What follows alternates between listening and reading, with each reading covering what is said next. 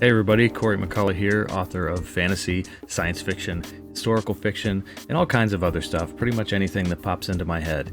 I'm back again this morning with another video where I'm going to be reviewing the audiobook files for my historical fiction novel, Rust on the Allegheny. It's a story about a multi-generation family saga in a small Pennsylvania town that changed the world. So if you have been following along with the videos up until now, you'll know that part of the story takes place in the 1930s, and it's a group of 10-year-olds, and they're trying to sneak into this local theater. And up until now, we have known that one of those kids is Nathaniel McCullough, the grandfather of the main character. But he had two friends, Art and Dick. And if you grew up in a small town, you know how it is. It's like everybody knows who you are. Everybody's related to you in some way, or, knows somebody who's related to you, or like there's just connections everywhere. This will probably be a shorter video. I'm trying to cram this in before everybody else in the house wakes up. So we're just gonna go through maybe just one chapter this morning. So without any further waiting for me to get started, here we go. Narrated by voiceover artist Michael Beckett. Chapter 28. The next day, when Kayla got home from work, Owen made the time. He went into the house with her, they each grabbed a cup of coffee, and he talked with his wife for almost half an hour, just the two of them, plus Bandit and Wilma at their feet. When she asked if he was going to be in trouble for being late, his response was, "Who cares?" Oh, just a little author commentary here. So, Bandit, the corgi puppy, and Wilma, the almost beagle who was found on the side of the road and has a mysterious background. Those are both based on real-life dogs that my wife and I had. He was admittedly feeling notably less cavalier by the time he pulled into the parking lot at the Herald, 25 minutes late for his shift. Felicia was long gone for the day, but he was surprised to encounter May Bauman on his way through the front doors. Here, she drew up short, and in a manner so over the top that it would have made the weekend thespians at the community theater blush, took an exaggerated look at her watch. "We were starting to worry about you," she said. Owen, who had by now concluded that the only weapon this woman had was the ability to get under his skin, smiled at her. "It happens," was all he said. Then, "Have a nice night." And he went inside. Today, as Owen walked into the offices of the Herald, what he noticed was not the walls that needed painted or the old no smoking sign, but the framed photo on the wall above reception. The one with the caption that read, "Oildom Morning Herald celebrates 150 years, with a staff picture. Owen was in the front row, between May and Dave White. Dave Albaugh was back and to the right of him, with Felicia beside him, who had taken the opportunity to pop a two-fingered pair of bunny ears over Dave White's baseball cap. Along with the rest of the small staff, they had been photographed standing proudly in the center of the marble floor, with the mosaic keystone prominently displayed.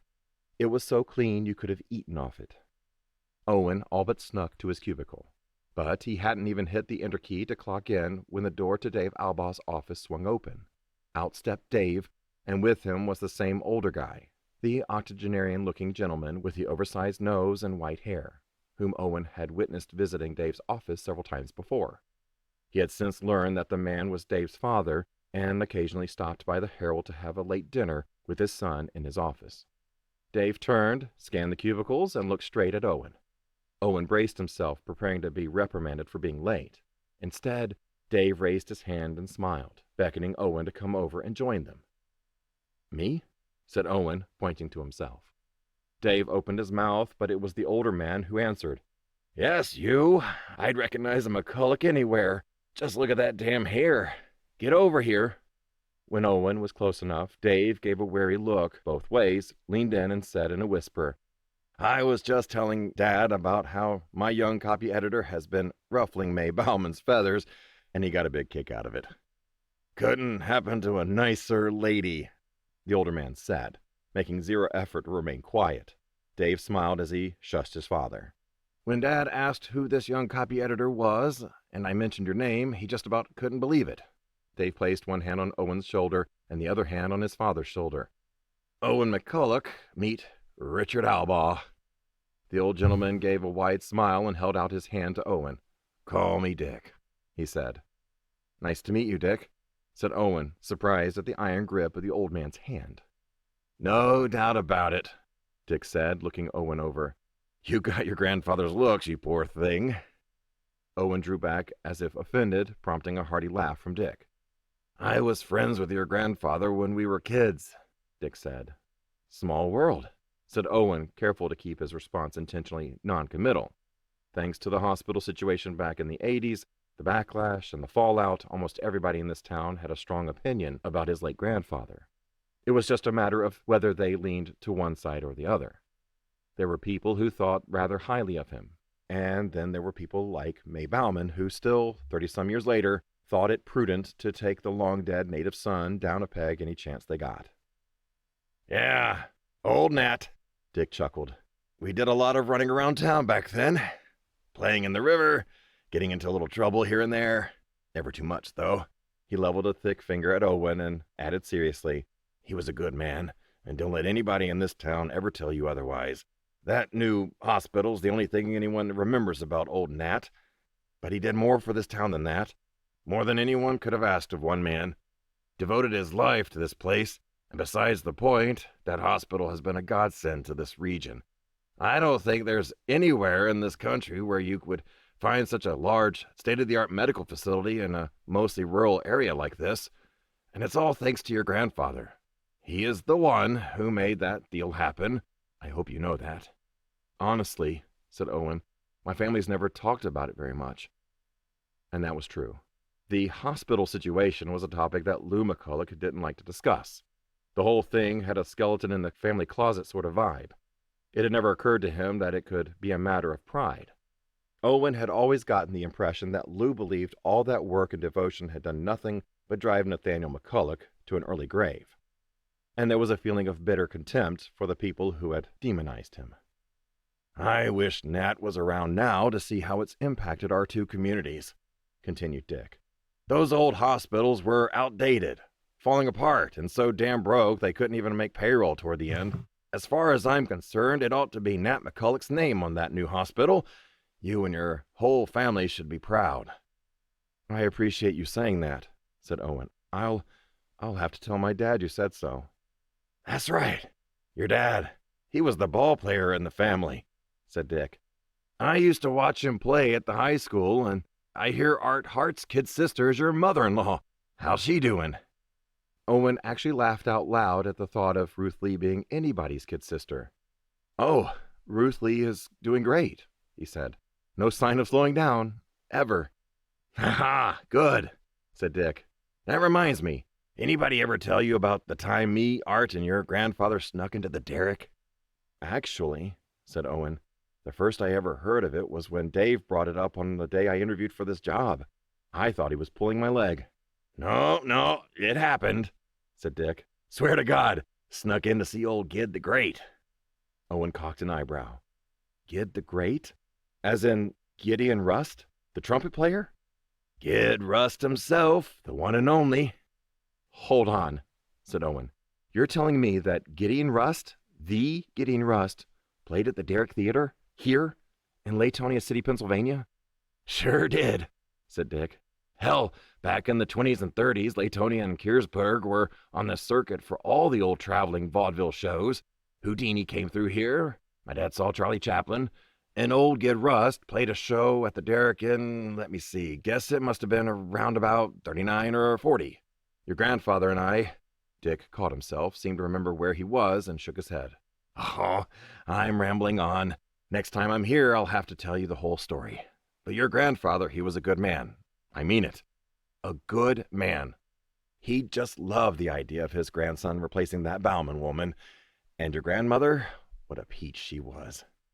Well, thank you, said Owen, banking on the assumption that to be a peach was a good thing. It was nice to meet you, Dick. Good to meet you too, young man, said Dick, pumping Owen's hand hard a few times and giving him a wink. Then he said goodbye to Dave and headed toward the exit of the Herald, wobbling a bit to carry his size. So what do you think? Dave asked after Dick was gone.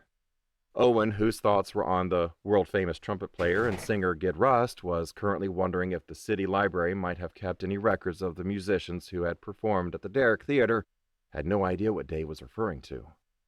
About doing a bit of writing for the paper, said Dave. Still interested? I am, said Owen. Good, said Dave. May turned in her official notice tonight. 2 weeks can't go by fast enough, far as I'm concerned. Funny how time could play tricks on you, because that night, Owen's work shift seemed to positively race by.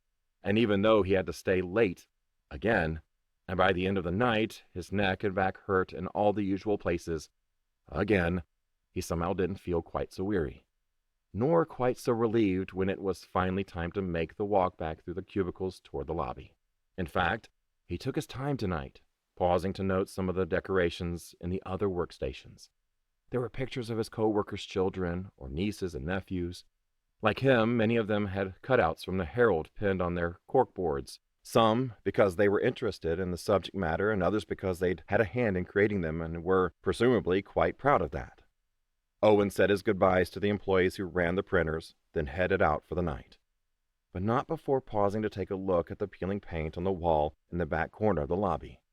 And instead of thinking, somebody should do something about that, what he thought was, I should do something about that.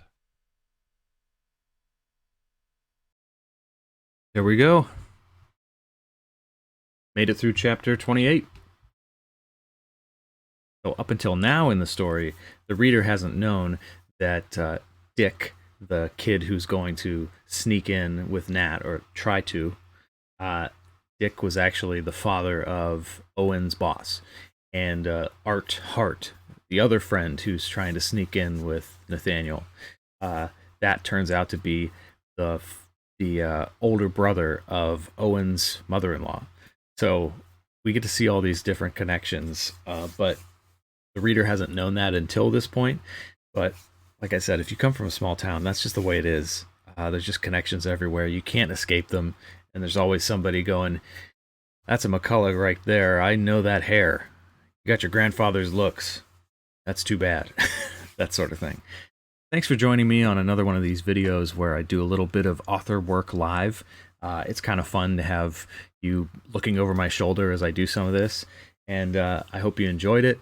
You can check out the full audiobook when it becomes available soon, once I make it through this whole process and we fix all the revisions that need to be done. It's going to be available on Audible, and I hope that it's going to also be available on Spotify and possibly YouTube just as a free video for you to watch. So thanks again, and we'll see you next time.